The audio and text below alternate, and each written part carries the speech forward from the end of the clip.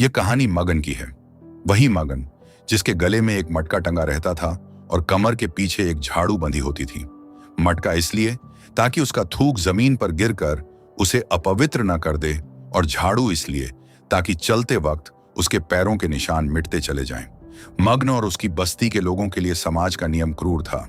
वे गांव में तभी प्रवेश कर सकते थे जब सूरज ठीक सिर के ऊपर हो, ताकि उनकी परछाई किसी सवर्ण ऊंची जाति के व्यक्ति पर न पड़ी डिढ़िए।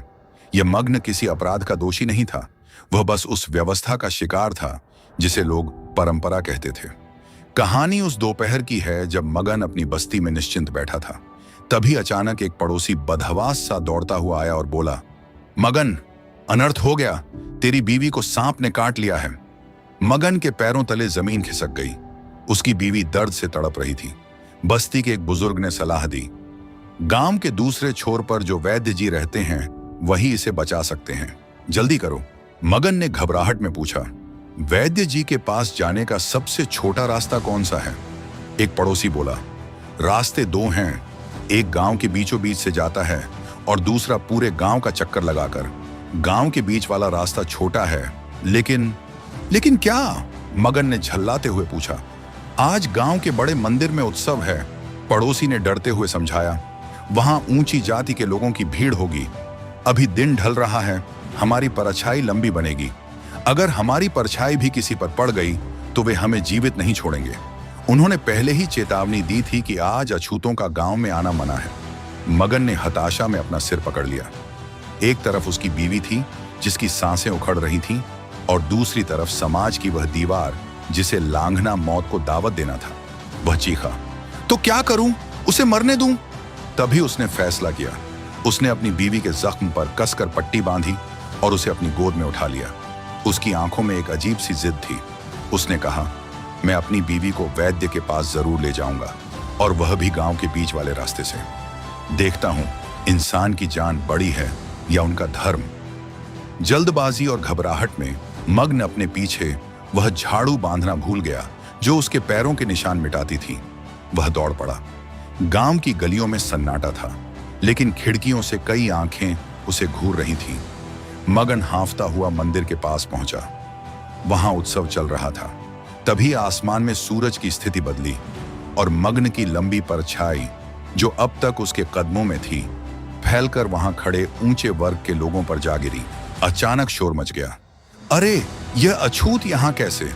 भीड़ का गुस्सा देखकर मग्न ने अपनी बीवी को जमीन पर लिटाया और हाथ जोड़कर गिड़गिड़ाने लगा, मालिक, मुझे जाने दीजिए, मेरी बीवी की जान दांव पर लगी है।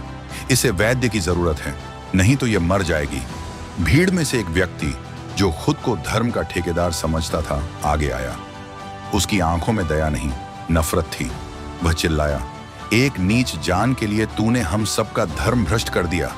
देख नहीं रहा, तेरी और तेरी बीवी की परछाई ने हमें छू लिया है। तूने महापाप किया है। उसने मग्न की कमर की ओर देखा और आगबूला हो गया। और देख, तूने पीछे झाड़ू भी नहीं बांधी। जिन रास्तों से तू आया है, तेरे पैरों के निशान ने उस पूरी धरती को अपवित्र कर दिया है। तूने आज का शुभ दिन खराब कर दिया। इसकी सजा तुझे जरूर मिलेगी। मुझे मार लो, मुझे मृत्यु दंड दे दो। मग्न रोते हुए चिल्लाया, लेकिन पहले मेरी बीवी को वैद्य के पास पहुंचा दो, उसके बाद मेरे टुकड़े कर देना, मुझे मंजूर है। लेकिन अंधविश्वास और नफरत ने लोगों की इंसानियत को अंधा कर दिया था। भीड़ से दूसरा व्यक्ति चिल्लाया, पाप की सजा माफी नहीं, मौत है। तेरी बीवी को भी मरना होगा और तुझे भी। और फिर पत्थरों और लाठियों की बारिश शुरू हो गई। मगन ने अपनी बीवी को बचाने के लिए खुद को उसके ऊपर ढाल बना लिया, लेकिन पत्थर बेहिसाब थे। महात्मा ज्योतिबा फुले अपनी किताब गुलामगिरी में ऐसे ही समाज की कड़वी सच्चाई लिखते हैं।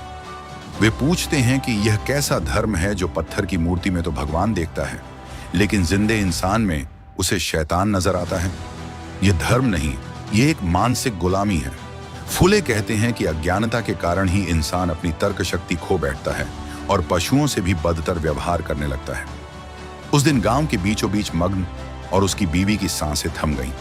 उनकी परछाई तो अब किसी पर नहीं पड़ रही थी, लेकिन उनके खून के धब्बों ने उस समाज के माथे पर ऐसा कलंक लगा दिया था जिसे कोई झाड़ू कभी साफ नहीं कर सकती थी। मगन का कसूर सिर्फ इतना था कि उसने पत्थरों के बीच इंसान ढूंढने की गलती की थी, जबकि वहां तो सिर्फ गुलाम थे, अपनी ही नफरत और पाखंडी रिवाजों के गुलाम। इस कहानी का संदेश गुलामगिरी के अनुसार, जब तक इंसान मानसिक गुलामी, मेंटल स्लेवरी और पाखंडी रिवाजों को त्याग कर इंसानियत और शिक्षा को नहीं अपनाता, तब तक समाज में मग्न जैसे निर्दोष लोग धर्म के नाम पर बलि चढ़ते रहेंगे। ठीक है, बाय, कहानी खत्म हुई। हम फिर मिलेंगे एक नई कहानी के साथ।